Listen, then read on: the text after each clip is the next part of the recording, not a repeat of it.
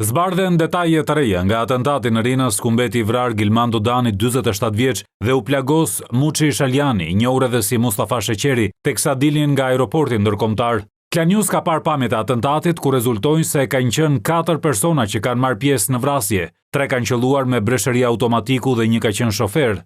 Janë përdorur 4 armë zjarri, 3 kalashnikov dhe 1 pistolet, të cilat u gjetën në mjetin e djegur në fshatin Halilajt Fushkrujës. Njërit prej autorëve ju bllokua arma e zjarrit dhe ka marrë armën e njërit prej bashkëpunëtorëve.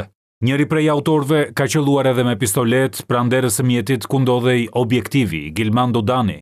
Atentati ka qenë i mirë organizuar. E gjithë zona, nga Nikla deri në Rinas ka qenë pa energji elektrike, asnjë kamer nuk ka kapur mjetin Toyota, si në rrugën drejt Rinasit, ashtu edhe në kthim. Nga hetimet zbulohet një tjetër fakt i rëndësishëm. Policia po punon për arrestimin e një personi i cili dyshohet se ka qenë informator. Ai është fiksuar nga kamerat e sigurisë pranë aeroportit dhe gjatë gjithë kohës është parë duke folur në telefon.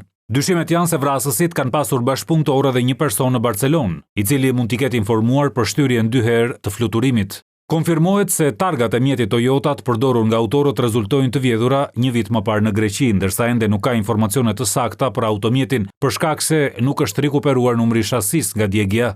Drejtori i Agjencisë Mbikëqyrjes Policore, Duart Merkaj, ka pezulluar nga puna të gjithë zinxhirin komandues të forcës operacionale të AMP-s. Ai ka urdhëruar hetim mbi procedurat e ndjekura për rekrutimin e agentit Muçi Shaljani, i cili filloi punë shtator dhe ka pasur një kontratë 3 mujore.